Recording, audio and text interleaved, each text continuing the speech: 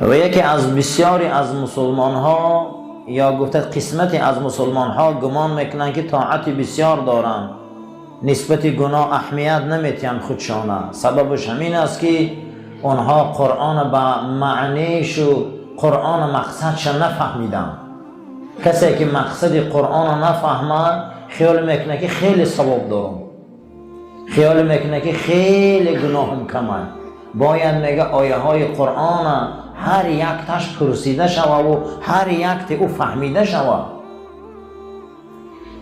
لانه لا یحاسب نفسه، یک بار شیشتن تاقیمان برای ما قاضی نمیکنیم که همین ما پگه کجا میریم، مقصد از آمدن ما همیجا چیه. قرآن برای 3 چیز گپ میزنه. 3 چیز. قرآن 3 تقسیم است: ایمانی به خدا، ایمانی به حضرت محمد مصطفی و ایمانی به قیامت. تمام. قرآن چند تقسیم بده؟ 3 تقسیم. فردوسی کتاب نویس نامش شاهنامه مون، اینش نامش بهارستان مون، و شاعر نام کتابش گلستان مون، اینش بستان مون. قرآن نامش اصلا خدای نامه. ای جانب خدا چی؟ یک خبره. 3 تقسیم بده. 3 تقسیم معنیش همینه که یکم میگه ایمانی به خدا یگانه بیاری قرآن، دوم میگه ایمانی به پیغمبر آخر زمان بیاری صلی الله علیه و سلم، سوم میگه به قیامت. همین قدر کاری که ما میکنیم همین برای چی هست؟ قیامت، آخرت. همین میگه والله یحاسب نفسه. شما میگه یک بار شیشته میگه تا قیار قاضی نمیکنه در پیشتان مانی همین خیلو، یک کم تر فکر کنی که آخر عاقبت همین کار چیه؟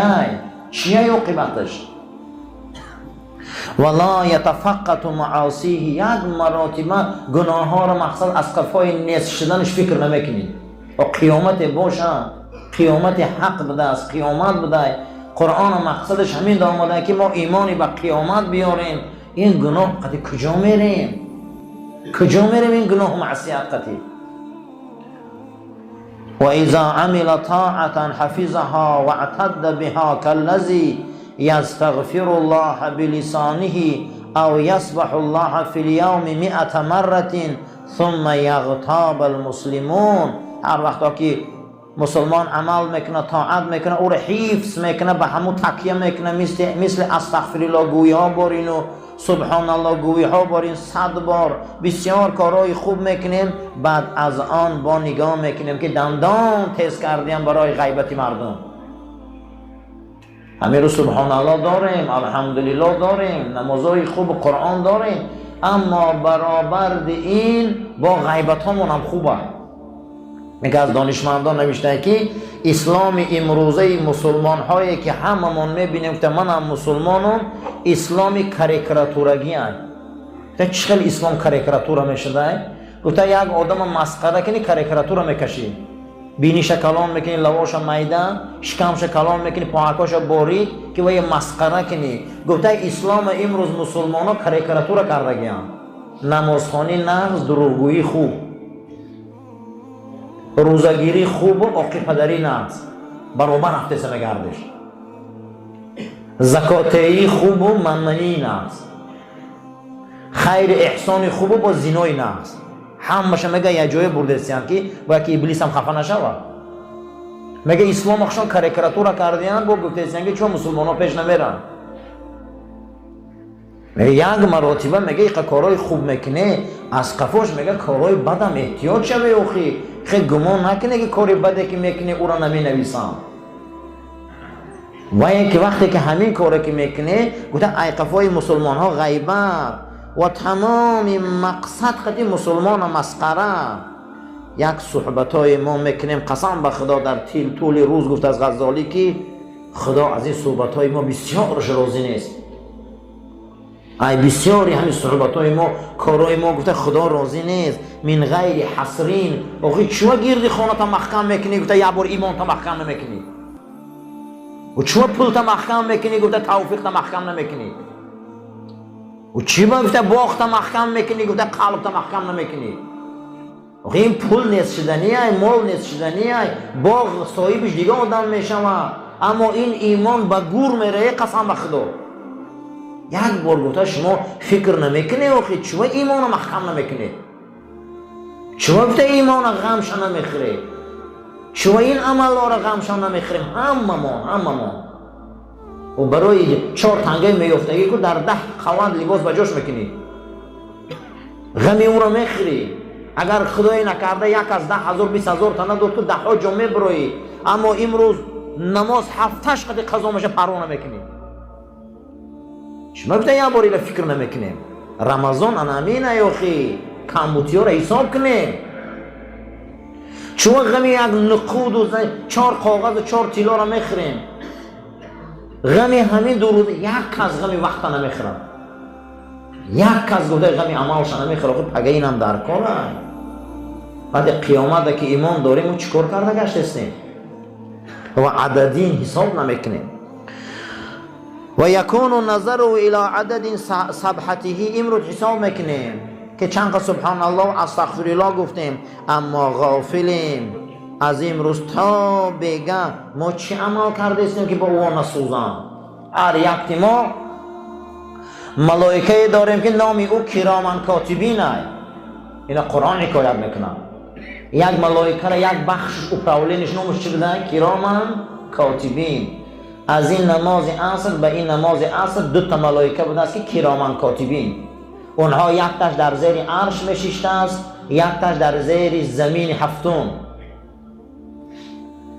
اگر ما کاری خوب کردیم در او پیامک می اومده. از اگر او زمان در پیامک میگفتم ما میخندید، صاحبشنی میگفتن. از او برای اقیانوس دنیا ما صاحبشنی روی میکنم. همین جدا می بیایی مسجد میدروی در وقت چرقص میشه که فلانی مسجد رو اومد. همون را مقصد دیگه میگه همون ورق میگرفت از در نامه اعمال میمونده. بعد ختم قرآن با پیامک می اومده. با اگر یک مبادای میل گناه کرده پایانیش نمیرفته. با اون میگه میگیره حساب میکنه در همین جا میمونه.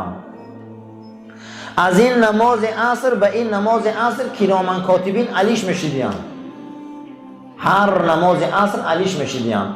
این 2 تاش میرفته، 2 تای دیگه میامده. این 2 تا رو نمیشناخته، دیدگی نبوده نگم بود. این 2 تا میرفته است، این 2 تای دیگه میامده است.